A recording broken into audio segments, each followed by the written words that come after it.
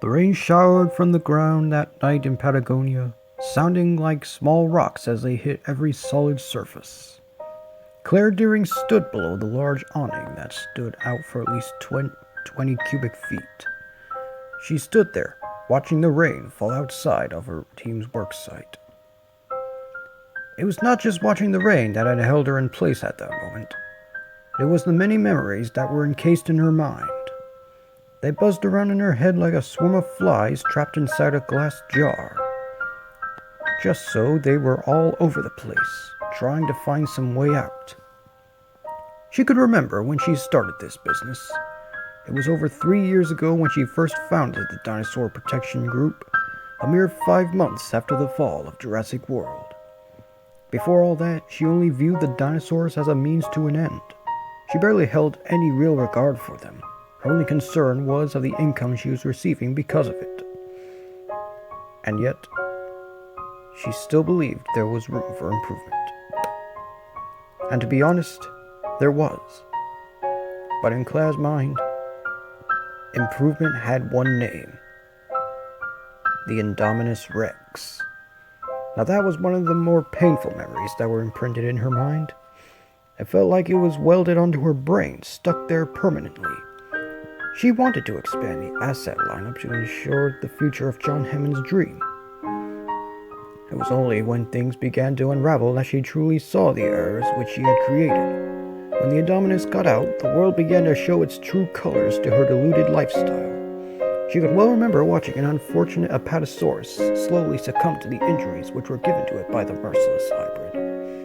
Only then did she see that these were living, breathing creatures. Not only that, they were her responsibility. With both Hammond and Miss Ronnie long since dead, the future of the dinosaurs were now in her hands. And that was why she was fighting this fight. She wanted to provide these animals a new future to look forward to, something she had failed to do the first time around. This was a new world after all, so why not? She then turned from her train of thought and walked past the many work tables. The closest woman began to follow close behind her. "What's the scope today, Zia?" Claire asked her. "We've received a report that a family in Texas had a little encounter with a Styracosaurus in their car," Zia answered. "No one was killed, thank God. But the father was pretty banged up, though. He'll be all right." "Still," Claire sighed, "we need people to be open to these dinosaurs, and how can they vouch for them when they're in a cast?" "Hey, Claire?" A man slightly younger than she walked up. "What is it, Franklin? You weren't expecting anyone today, were you?" "Why?" "There's some lady here to see you. Sattler, I think was her name. Ellie Sattler, that's our new receptionist." "Wait a minute." Zia seemed surprised at the name these two had just mentioned. Sattler, as in Dr. Sattler from the first park? Didn't she used to be a paleontologist? "Paleobotanist," Franklin corrected. "A study of prehistoric plants." "So she studies dinosaur plants?" Zia questioned sarcastically. "That's exciting. Guys," Claire addressed them both, "I think we ought to show our recruits some appreciation. After all, she's had more experience with these animals than us. She even knew Hammond himself.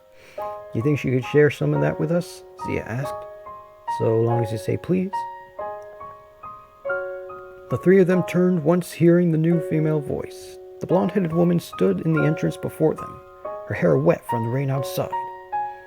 There was no doubt among them that this was the woman they had heard so much about recently. Later, "At first, when I heard about this Dino Protection Group, I wasn't exactly on board with it," Ellie confessed as she sat down with Claire, enjoying the beverages she had poured for them. "But that's when I remembered seeing the first one. The first dinosaur, I mean." "Which one was it?" Claire asked. "Brachiosaurus," Ellie answered. "Long as I can remember, I thought about dinosaurs as if they were some kind of disease, like something to avoid, you know. After my experience with them, I didn't want to go back." "But doesn't everyone think that at first? Isn't that the first stage of grief?" "What is it?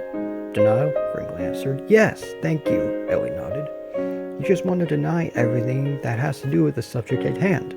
But somehow, in one form or another, it just comes back to you."